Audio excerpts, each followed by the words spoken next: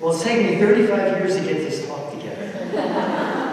Actually, it's the experience of 35 years that goes into this talk. So therefore, in the next 45 minutes, I'm going to hold the 45 minutes, we'll just about touch the surface. And the topic is awesome.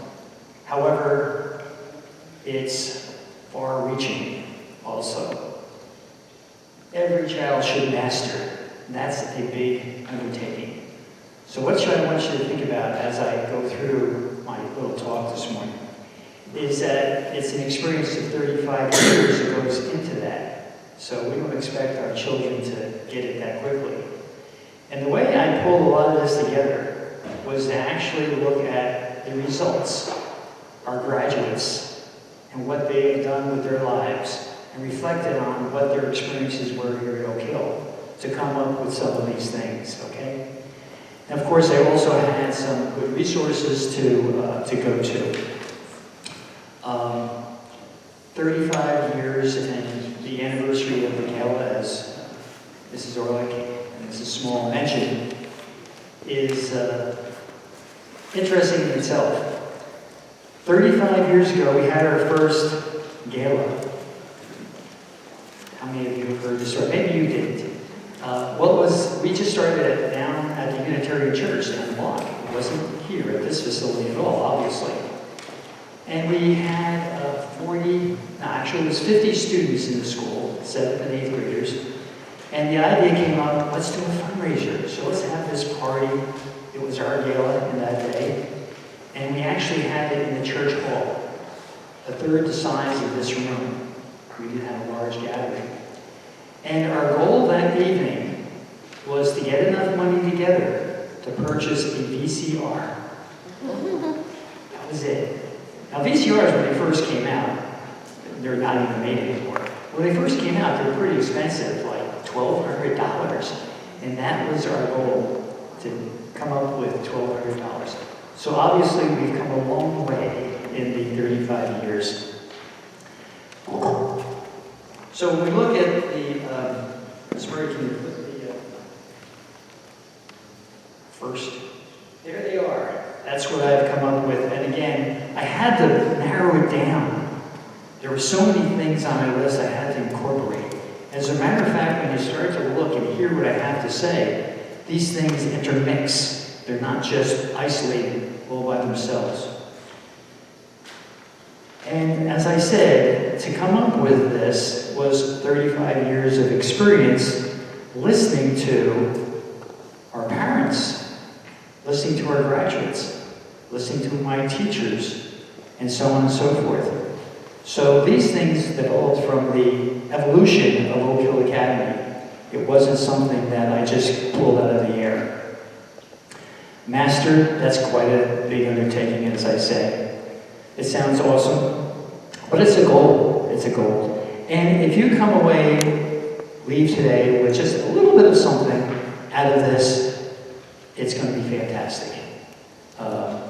As I say, 35 years, I can't do it in 45 minutes. So I'm just going to go as far as I can in 45 minutes, and then we'll maybe pick it up some other time, or maybe I'll write a book, who knows.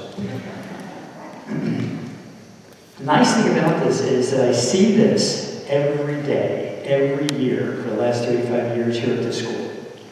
That's amazing in itself, because I don't have to go outside of this place to get these ideas. You guys bring it to me. So I'm not lecturing you today. This is not a college classroom. It's not a graduate course. I call this a reflection. I'm reflecting what I have learned in 35 years back to you guys who have given me so much to work with. You've given me your children. Coming to school every day is, I sometimes go to meetings, and there are all kinds of administrators to these meetings. A lot of public school teachers, I don't want their job. I mean, it's a different animal, different thing entirely. But they're tired. They say, oh gosh, another day. I get up, go to school the next day. Every day coming to Oak Hill Academy is a joy. I see your children, I teach your children, I see our teachers, I see you guys, and it just keeps me going. It's refreshing.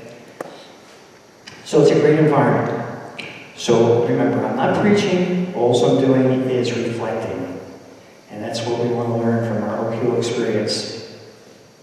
Overall, actually, the message that I came up with is those 10 things, but putting it all together, if we look at our school motto this year, the Golden Rule, if you're to take all those things and just put on top of that the Golden Rule, it makes it all come together and work. So that's a unifying thought. Overall message, respect for others is respect for yourself. Just a little digress. We actually have, as a country and as a world, and certainly as our little Oak Hill Academy here, an infinite resource. Is it water? Is it air? No. It's our brains. It's our intelligence. It never stops.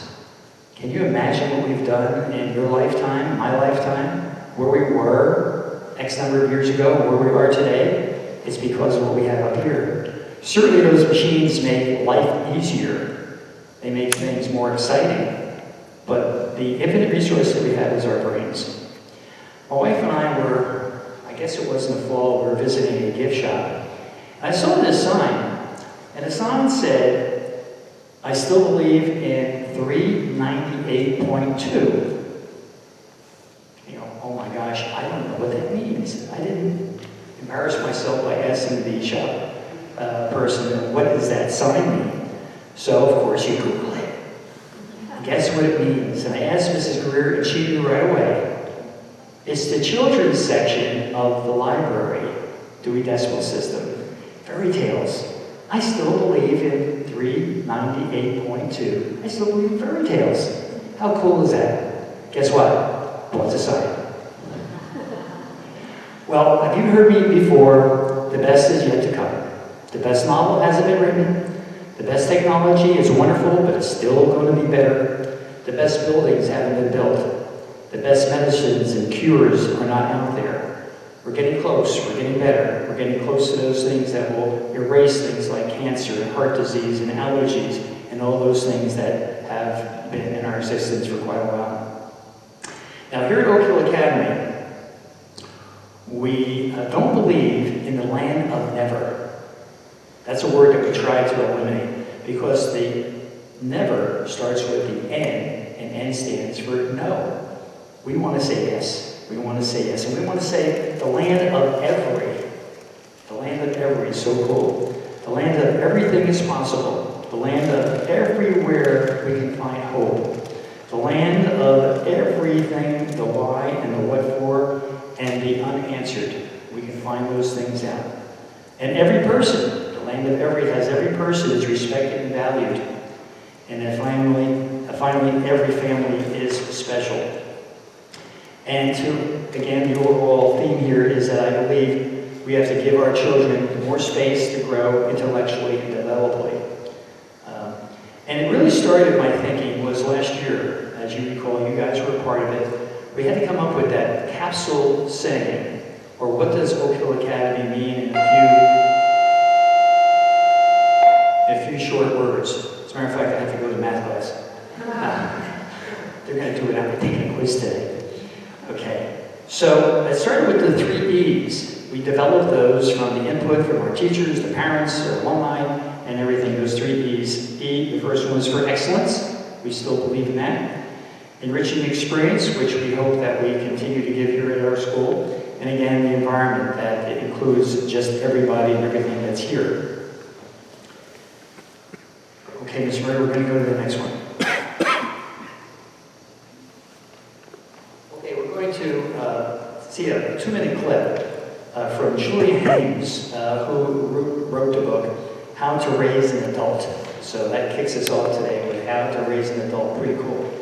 So, Julia, she may introduce herself, but let me tell you, she's a Stanford administrator, well-educated person, has worked with people from all different ages. Hi, my name is Julie Haynes. I'm the author of the book, How to Raise an Adult. For 10 years, I was the Dean of Freshmen at Stanford University, where you might say I had a front row seat to how childhood was changing. My students made me laugh, and they made me cry, and I rooted for them no matter what. And over the years, I had to root for them more and more and more because, you see, see so many of my students seem to come to university less prepared than ever to be the adults that life would ask them to be. So I come at this issue, at this concern about what's becoming of our young adults. I come at that concern from a parent's perspective. You know, sometimes I think that we think that adulthood is magically conferred upon our children when they turn 18, but that's not the way it happens. Childhood always prepared humans for adulthood. There's something about childhood today, though, it seems, that's undercutting a young person's ability to be an adult. And as a dean, but more importantly as a parent, I wanted to know what was going on. And here's what I figured out. Today in our communities, we are overprotecting our kids, we're over-directing them, and we're holding their hands too much, too hard, too often.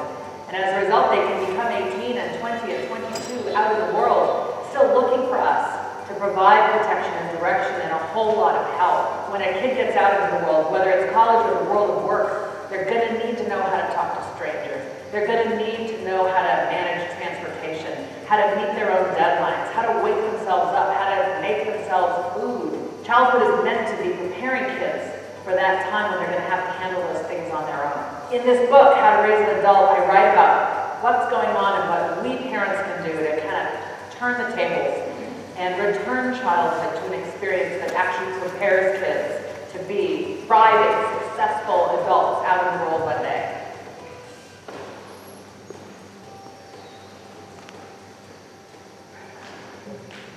Okay, so How to Raise an Adult. Read that book. Was very much inspired by it and was reflecting back on what we do here at Oak Hill. And I also was able to use a couple, you'll get this my resources that I used, or my sources that I used later on. So there's one of them. Socialize for Success by Faye Demijou. And I have to thank Mrs. McConnell, first grade teacher, for putting me onto that. I got a lot of help, you know. And then Above the Line by Urban Meyer, famous Ohio State football coach, gave me some thoughts. And then the fourth one was E is for Exceptional by Rob Young, and Mrs. Navarro from third grade put me on to that one. So I thank all of them for helping me out. So let's go to the next slide.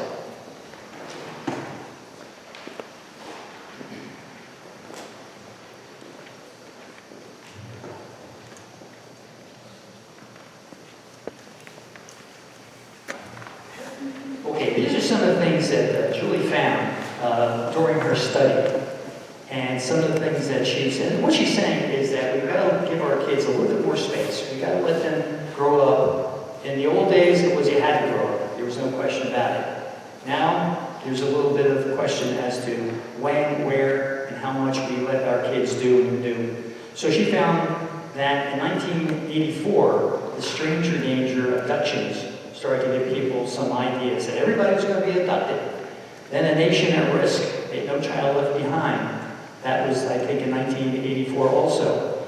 And the approach of the No Child Left Behind sounds great, but we're now looking at the minimum. Everybody has to just meet a minimum standard rather than raising the bar. So that kind of put another glow on it. Self-esteem, we all think that self-esteem is very important. But again, any of these things taken to the higher degree seems to be detrimental in the long run.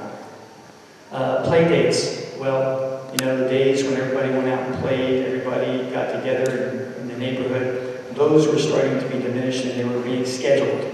Again, not horrible, but taken in context, it started to give a effect of holding people back. There she is, or he is, helicopter pilot, a helicopter parent pilot also. And it's gotten a little bit more so to being the bulldozer parent. Has anybody seen the show? It was on last night, and one of my daughters called me and said, "Daddy, you gotta watch this." It was something about the genius child.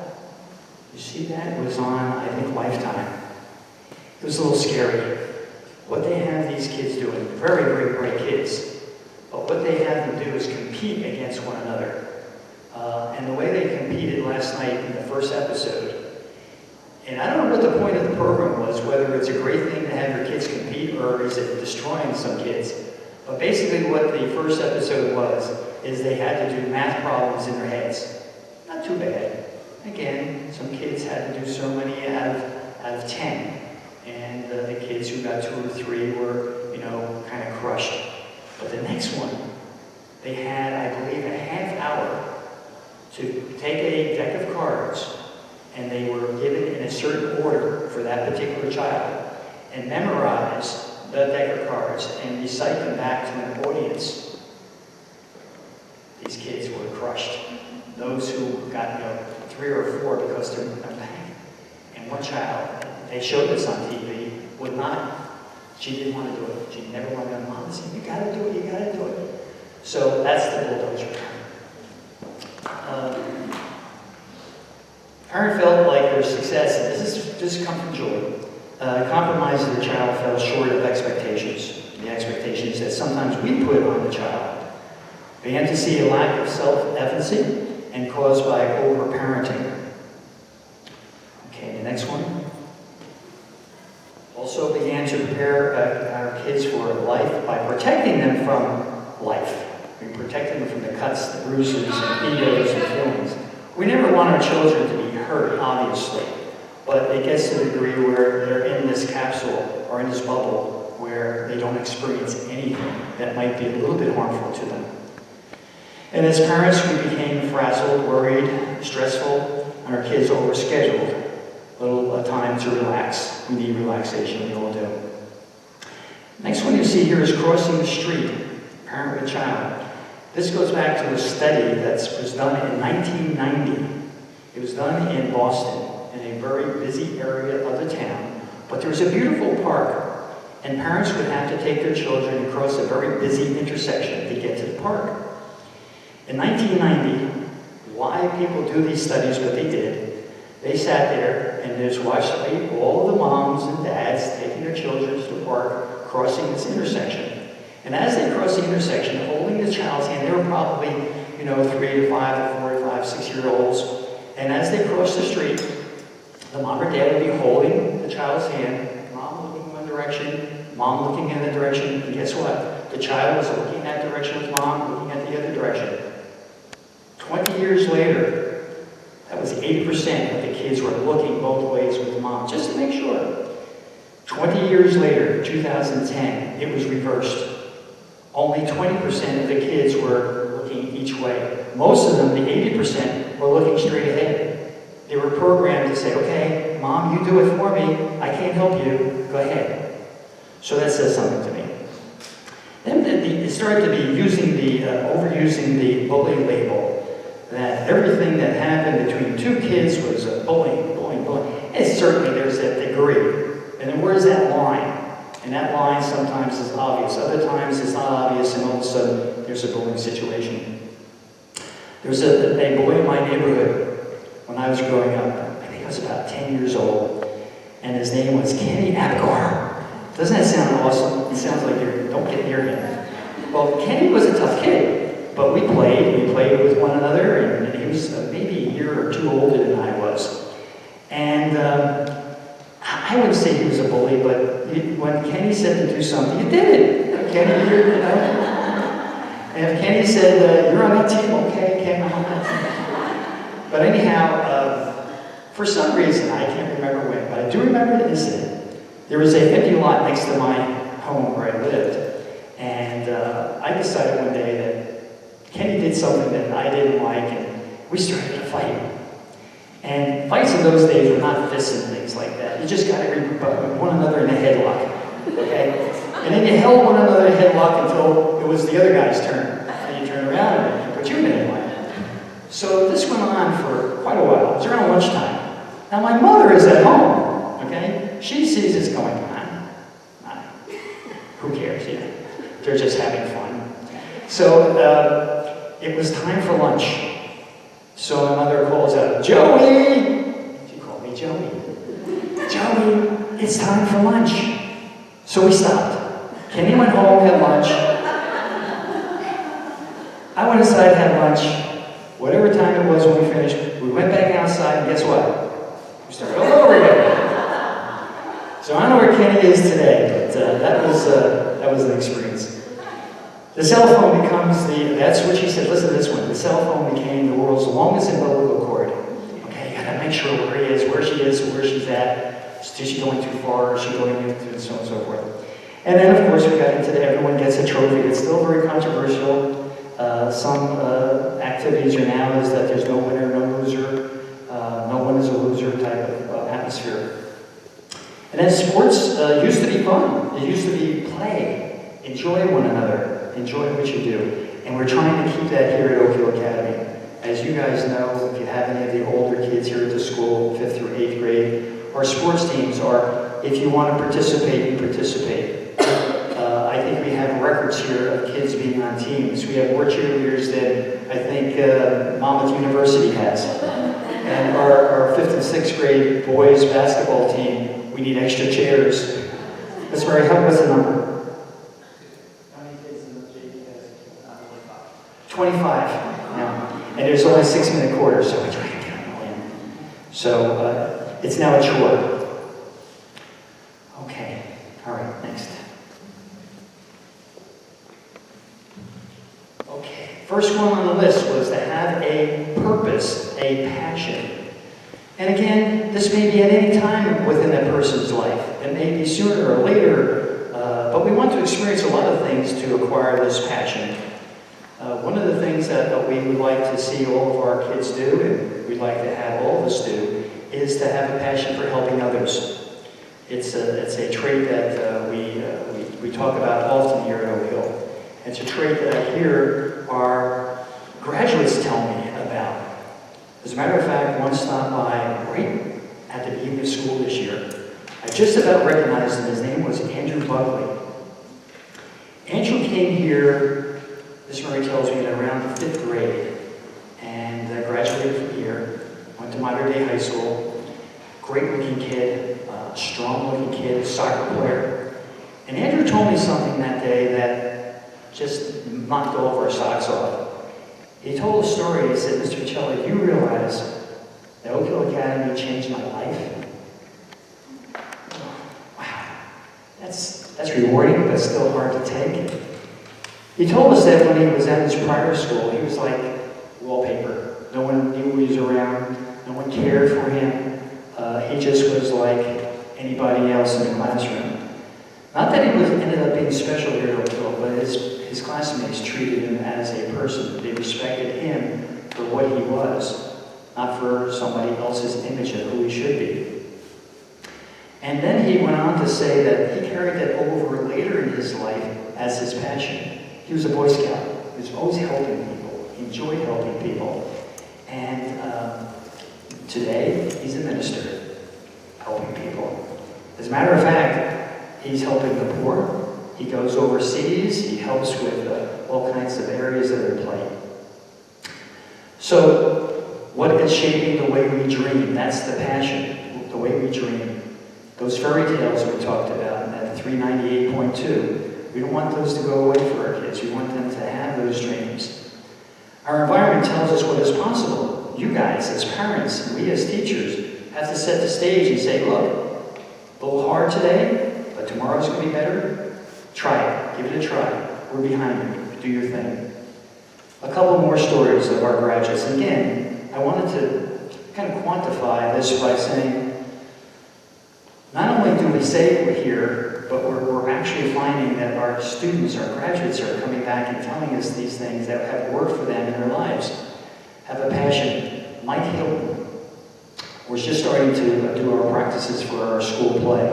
It's going to be fantastic. It's Peanuts. And Mike Hilton was in all of our school plays here at Oak Hill. And he decided, when he went to high school, continued in that. When he wanted to go to college, he sought out a university that had playwriting as a major. There aren't too many of them around. Fordham up in New York is one that was close by, or closest by on the East Coast. So Mike graduated with a degree in playwriting. It was probably about 5 years ago. We got a call from Mrs. Hilton. Miss Murray got the call and said, gee, Mike would like you to come up. He's got his play, and it's going to be off Broadway. And he'd like all of his teachers to come up and see it. So we went up, Mike was dressed up, very small theater, great play. We enjoyed it. And Mike was telling us that being a playwright is not the easiest thing in the world to do. It's not like you got this computer skill, you can do things like everybody wants. A lot of people are looking for this kind of work. So he's telling us that he was doing his thing in evenings. He was doing small vignettes for little skits for a production company. But to make a living, he's a college graduate, he was working nights in the local bakery and then doing his play during the daytime. So our kids are there. Phil Fode is another graduate that came to mind when I talk about a purpose. Going back to the Unitarian Church in 1981, 35 years ago, we had a great group of kids that first year, just 7th and 8th graders. We worked from the top down. That's another story. We'll take another half hour to explain why. However, Phil was one of our first 8th graders, and we didn't have the uniform the first year. Kids just dressed nicely, and no sweater yet. That was the second year. Phil came to school every day. Now listen to this. As an 8th grader, dressed in a 3-piece suit. 3-piece suit. As a matter of fact, in the Unitarian Church, there was a payphone in the hallway. And every day at lunchtime, Phil was on the phone. He'd get no cell phones, none of that stuff yet, right? Nothing, not even close to that. So Phil was on the phone. And one day I said, Phil, fine, no problem. You can make calls or wherever you want to make a phone call to. And I said, Phil, who are you calling? I just be curious. Is it something we can help you with here? Is there a problem? He said, no, I'm talking to my stockbroker. 3-piece suit, 8th grade. It's amazing. Phil had a passion for the stock market. And hedge fund, obviously, that's where he's at today. Chris Jansma, another writer who's written a few books, an author. He lectures at SUNY in Purchase. And the nice thing about Chris, again, this was his passion, this is the thing that he wanted to do in life. And this is a nice thing. He's written a few books.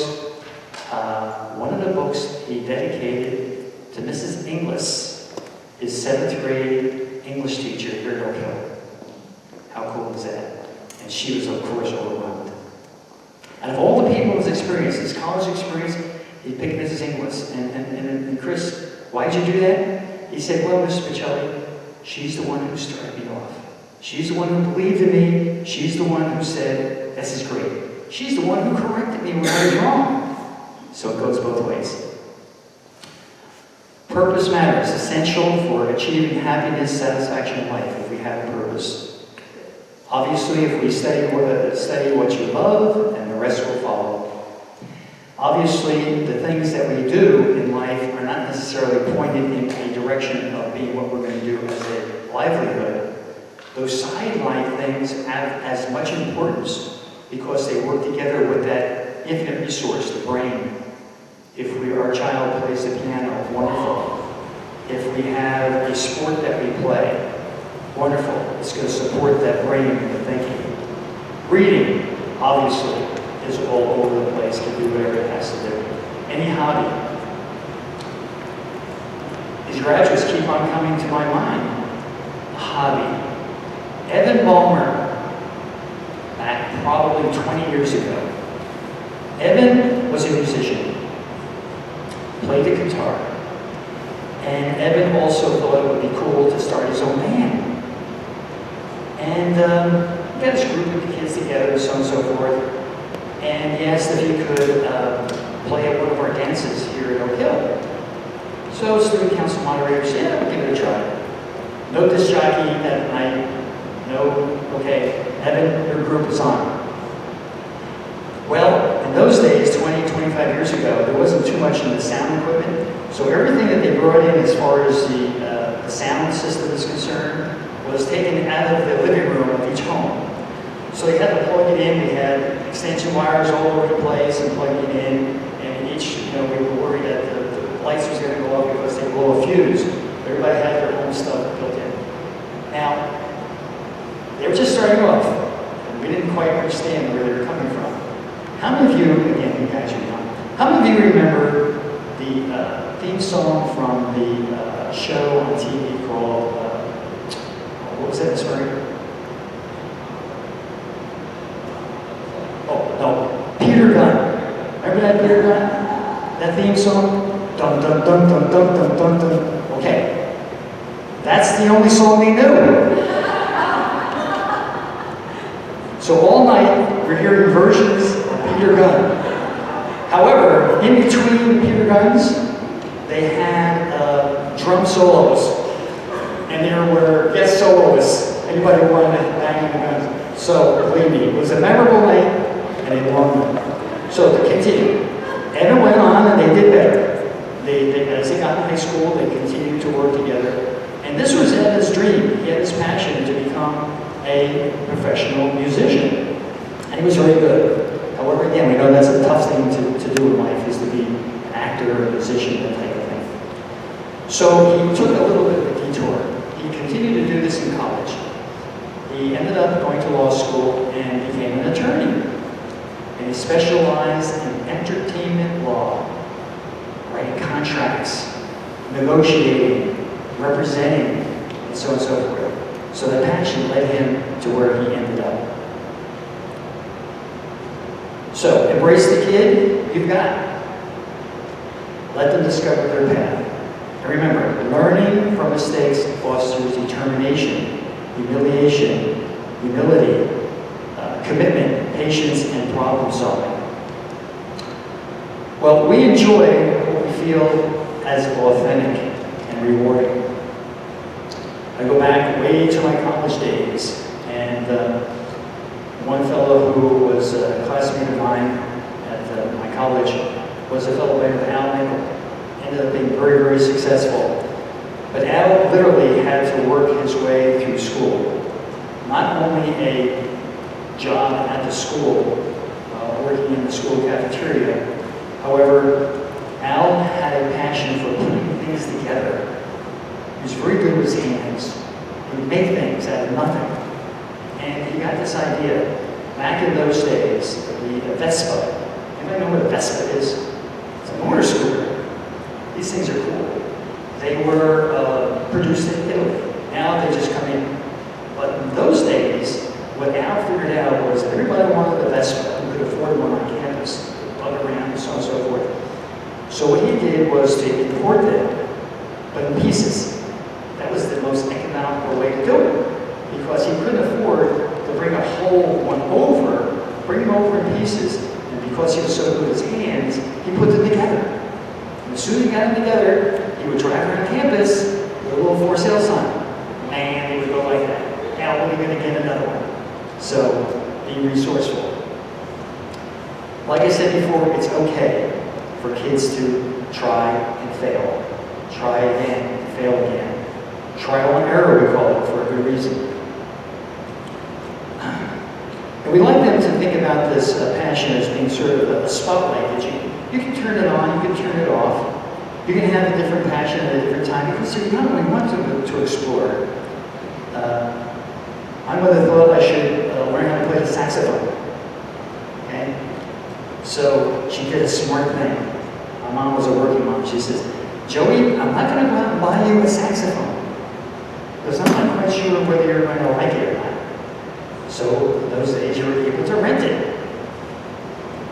Thank God, because I do like the saxophone.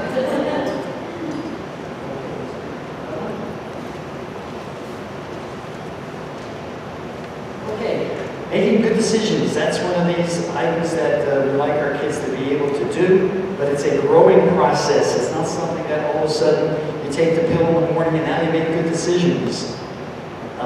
Information literacy is helping us make decisions every day in our lives, and our kids are understanding that everything that they get from the internet is not gospel. It's not true. But information literacy is so important to get that information, or better yet, know where to find it. Because independent decisions builds intelligence base which can probe, develop, and work out solutions. I tell my students, I mentioned to you that I'm missing my algebra class today, they're taking a quiz. I tell them that in their lifetime, it's already started, that the formula that they have to use is just a formula. How do you apply it? Which formula to pick, where to go to get these things is what the big bucks are paying for. Not for somebody to put the numbers into a formula and get regurgitated out. You know, the big bucks, I tell them, is knowing how to put it all together. In high school and beyond, they're going to have to make some everyday decisions that can affect their lives tremendously. So we want them to be able to make decisions on the small things that go on in their lives, that someday when they're pressed and have to make this bigger decision, that they'll go back to their original thinking and be safe. Building life skills in order to make good decisions, that's exactly what I'm talking about. Now here's what we do as parents and teachers. First, we do it for you as our children. We do it for you. We do everything, even change your diaper. Then we do it with you, okay? Soon we're going to play, we're going to learn together, we're going to read together, I'm going to read to you. Then we watch you do it. Now we're starting to get, as parents, into the more fun area. Then you do it completely independently. I don't even have to be there. As a matter of fact, sometimes if I'm not there, you're happy and I'm happy. Then we can sit back and watch you do it completely. Enjoy it.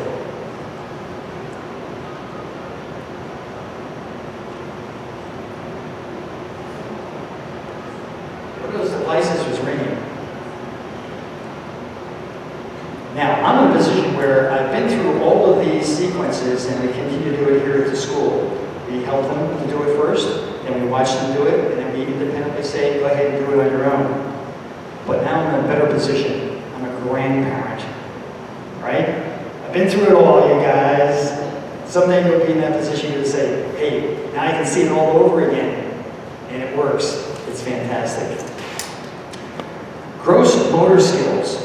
Actually, when we find, and it's been annotated that there's a direct link to gross motor skills. Having kids do things with their hands, with their feet, with their body, whether it's piano lessons and so on and so forth. There's a direct link to decision making. Amanda, you're going to wonder, what is Amanda? Well, Amanda is one of our graduates. Amanda is now in high school. And her grandmother told me this story a few years ago as a freshman. Amanda is fantastic as far as the play is concerned. She was in the school play. She was one of the only freshmen, another girl, sophomore, who had some very important parts in the play. And after the play was over, one of the kids, junior or senior, had a cast party at their house. Nighttime cast party. Okay, I'm only a freshman, Amanda said. She checked with her other freshman friend. Well, okay, let's go. We'll go. Well, they got there and everything was good for a while until things, the parents weren't home. For some reason, they left and just the kids were there to run the show. I don't know whether it was drugs, was it alcohol, or what actually was going to start to happen. But Amanda looked at it and said, uh-oh, this isn't for me. She was making that good decision. And she said, you know what, I want to out of here. She spoke to one of her other friends who was either freshman or sophomore, and they both agreed. So, thank God we have that cell phone. She was on the phone, Dad, I don't want to tell you anything, but please come pick me up. So the other girl and her stood by the front door, didn't say anything to the others because that peer pressure may have been, where are you going? What are you leaving here for? As soon as mom or dad came up to the sidewalk, got in the car and left. Amanda made a great decision. And you'll also find that the hands inform the brain. As I said, things that we can do, even if they're the small child, help them learn things that they can do eventually on their own. One of the books that I used was Exceptional People. Exceptional people are radiant to chance failure with taking calculated risks. Exceptional people take opportunities when they arrive. To spark good decisions, have your kids talk to them. What do you think? How would you find out? What's a better way of doing this? But listen to them also. Just don't go ahead and give them the answer. And again, I tell my students, I said, I'm not here just to give you the answer. I want you to figure it out for yourself. I will push. I will push. I'll do a little bit of pulling. But I'm not going to be there to just all of a sudden be the information bank. That's too easy for you. Always remind kids to consider what is possible. And again, going back to my mother, she believed in this word, integrity. That's probably the bottom line. Integrity is doing the right thing even if nobody is watching, she used to tell me. And actually, when you do that, when nobody's watching, you do the right thing, it feels so good. That's the inner glow. So have your kids and always remember that. Okay, we got a few more minutes before we're going to just end it. Again, we're not even close. I told you 35 years is hard to do. We're just going to do resilience. Miss Murray, the next one, here it is. Again, this comes back from Julie Hens and in her book, Raising an Adult. This is scary stuff. So we're here at the position where we can start to think about these things. And college report a decline in resilience. Kids are not able to take a little bit of a defeat. I just heard that it's not the statistics are not in for this school year yet, but last school year was the greatest percent of kids who left college after the first year ever. They get in, it's not for me, too hard of work, or whatever, they're leaving, okay? Students having trouble with problems in everyday life. They have to be able to bounce back. Again, another student comes to mind. Stopped by last year.